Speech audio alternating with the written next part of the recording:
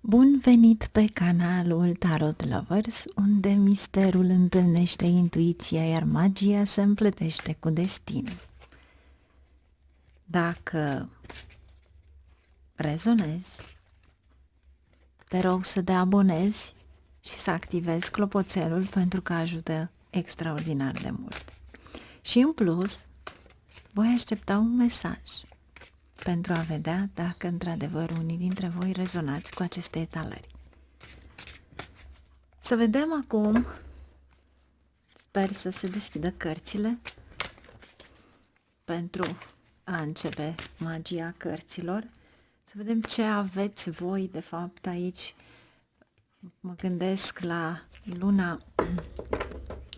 o lună plină de bucurie, de sărbători, judecata, o reconciliere sau ceva care tu trebuie neapărat să verifici.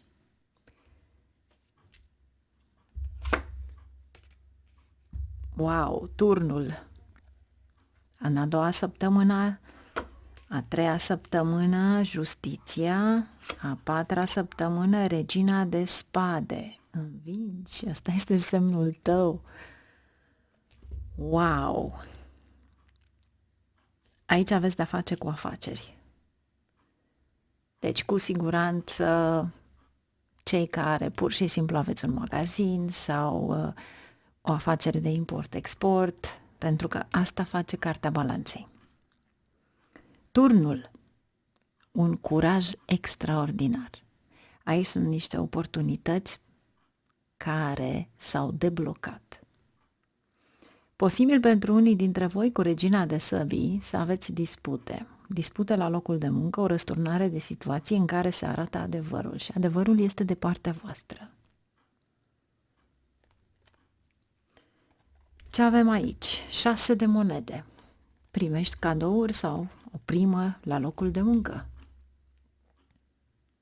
Foarte frumos. Să vedem acum ce avem pentru voi prima săptămână. Judecata.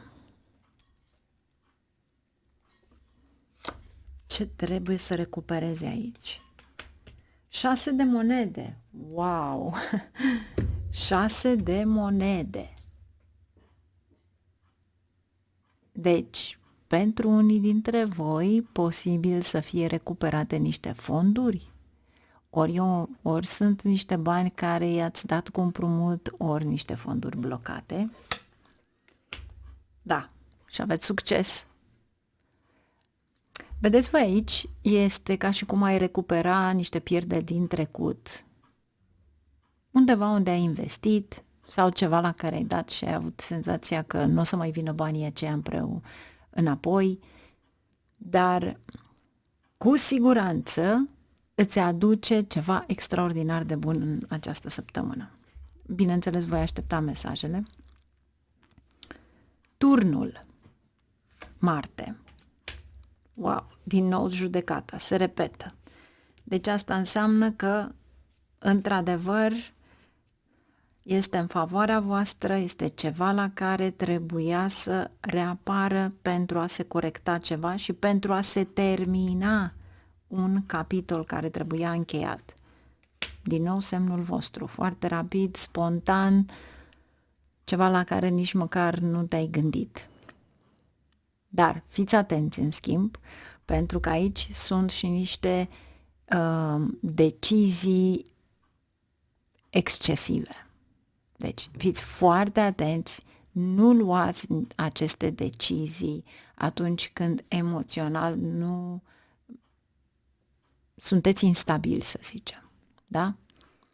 Posibil să aveți niște probleme, posibil să fii foarte nervos, să vii cu problemele acelea acasă, deci aveți răbdare. Aveți răbdare pentru că se vor rezolva. Se repetă acest lucru pentru că trebuie să se rezolve. Justiția, cartea balanței, vedeți aceste două talere, vă anunță din start că aici este favorabil pentru cei care fac afaceri în special, vândă, cumpără. 10 de monede, 8 de bâte. Poate unii dintre voi aveți de-a face cu o călătorie peste hotare, dar 10-le acela de monede este ceva de bun augur care vine în viața voastră. Poate prin tine și partenerul tău, dar este extrem de favorabil.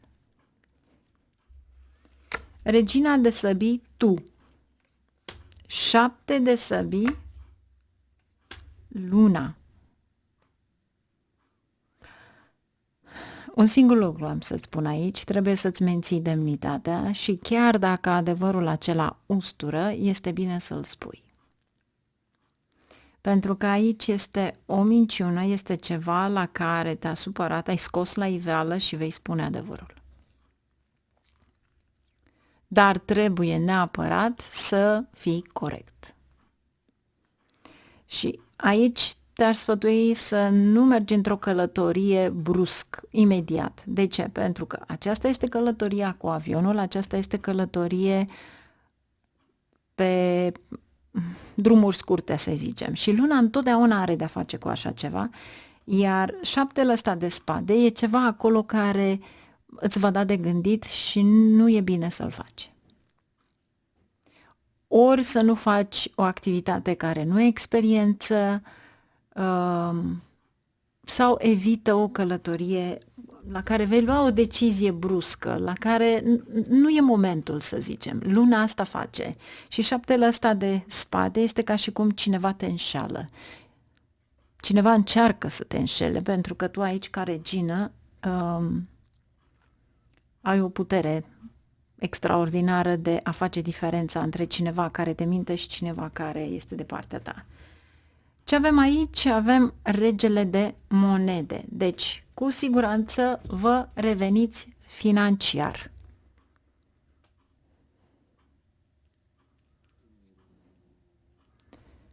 Și încă ceva. Turnul. Cei care sunteți implicați, poate, sau lucrați în imobiliare, ați putea obține un mare, mare succes. Aici este ceva foarte important. Deci dacă aveți să zicem, clienți importanți, legăturile voastre se vor consolida. Este extraordinar de puternic aici. E normal să existe obstacole.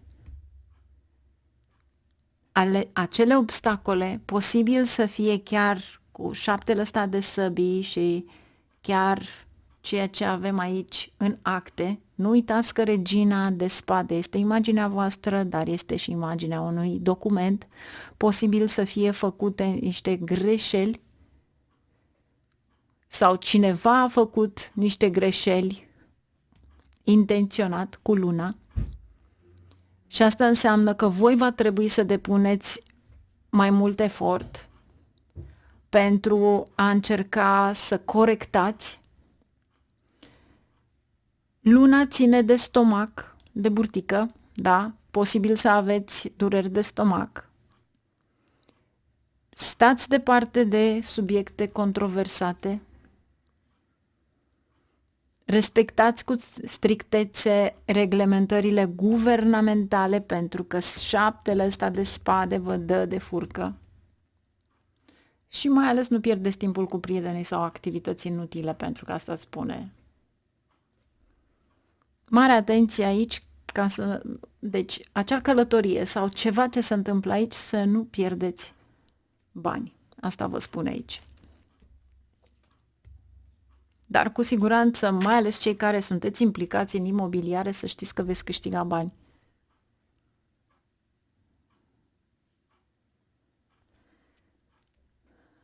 Să vedem ce vrea să ne spună aici, ce sfat aveți aici. Le fac un pic mai jos ca să le vedeți și pe celelalte. Ce ar trebui să știți? ce ar trebui să știți? 6 de toamnă. Wow! Doamne, sau... Deci veți lua această primă și cu siguranță, ia uitați, împăratul, șeful. Deci acești bănuți vi se cuvin. Deci bănuții ăia care trebuiau să vină de mult înainte, vin acum.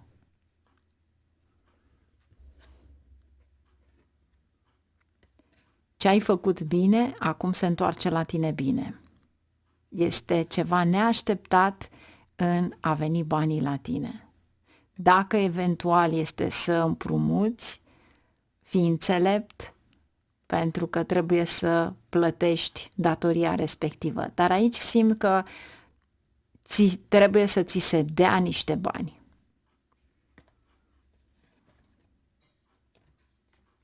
Superb. 9 de toamnă. Aici este timpul în care aduni totul. Este superb. Being happy și the lovers.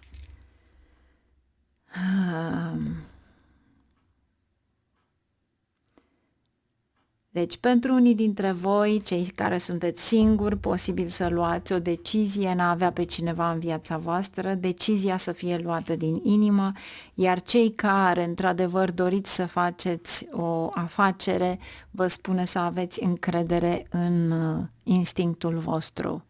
Pentru că aici este un schimb. Iar Cartea Îndrăgostiților întotdeauna vine exact cu imaginea voastră a gemenilor. Deci, uitați-vă din ambele părți, pentru că are două fețe, exact ca și cum ai vedea două măști, da? Și atunci ar trebui să luați o decizie bună, care de fapt trebuie să fie în favoarea voastră. Deci, mare atenție aici, pentru că acea decizie va aduce și bănuții aceștia. E un beneficiu extraordinar de frumos dacă știi într-adevăr unde și cum să investești. Vă doresc o lună frumoasă, numai bine, la revedere și nu uita să te abonezi și să activezi clopoțelul dacă simți că rezonezi. E un mare ajutor. Mulțumesc!